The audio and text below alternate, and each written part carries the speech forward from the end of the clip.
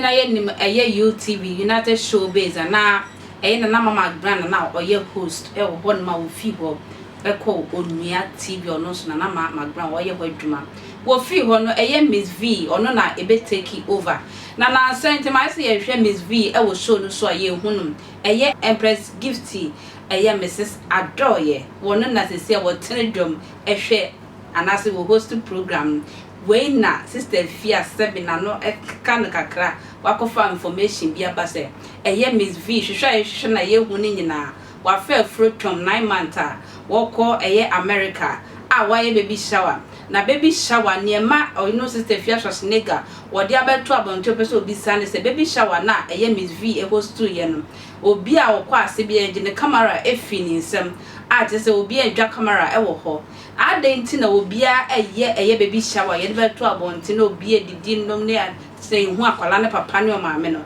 Mzgee de edenti ene ye je nkrofo camera efie mo nsem enti okita information sesi ade akwala kro papa aye anase be mako onyem Mzgee enu nti ye baby shower secret no wono sister Afia Schwar word information enam sa papa kro no wodi ni dimba me sister Afia mra ai Donald Trump sin krofon ko mu kom no Mzgee abete ha oba bewo na baby shower nan so no ya ma obia amfa ne camera anko yes say what no ma posti picture no ba picture ni mi kura bi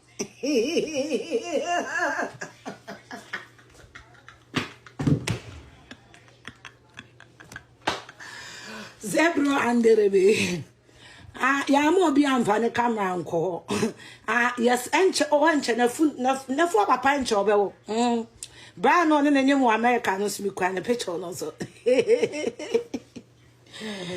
ai enti no party no koso Colombo Ohio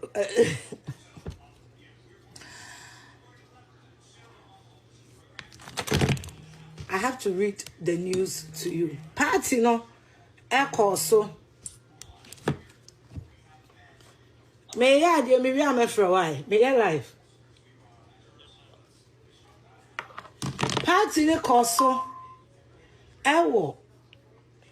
Ahefa, Koso Columbus, which is in Ohio.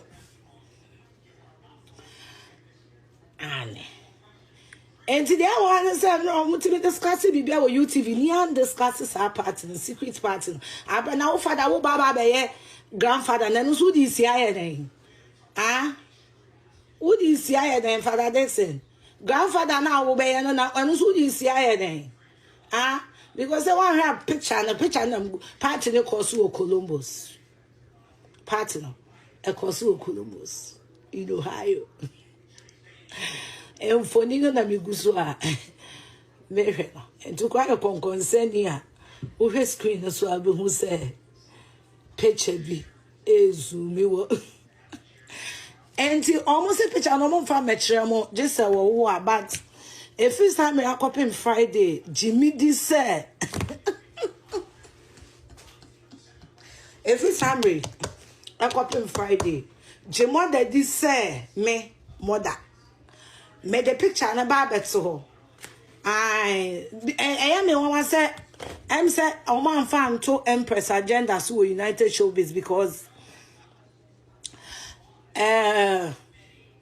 Saturday no was sent come this Saturday time and I'm United Showbiz on na secret baby shower no na koso ama na me wan say wo ti America na enwo ni anwanti wo be party obi si ma je wo phone garabo enwo ni anwa wo ti America enwo eni anwanti wo phone na wato wo ko party ana obi age na bato ya mojeje phone na ya money space why na nyamia dom TikTok marketing ti space bebre ya camera aya mojeje phone na aya money space cause okwa TikTok marketer space bebre ya camera Ghana form call party no Columbus no mo he no say wa na akwa America kwaje o visa na money anwa anade ntia black label enti no akwa party na wo fu ne kwa ni yaje say fashion wo tweso fa phone shaha because Mzgee be baby shower hey boy Mama brochire cheap mum. Mama brochire cheap pa because enye easy class of achieve sade no Ghana say o ka che Ghana ni say o ba me party na fa fun show botom. Ti mu amukọ party ni ebu mu cheap pa say ammonia wenti.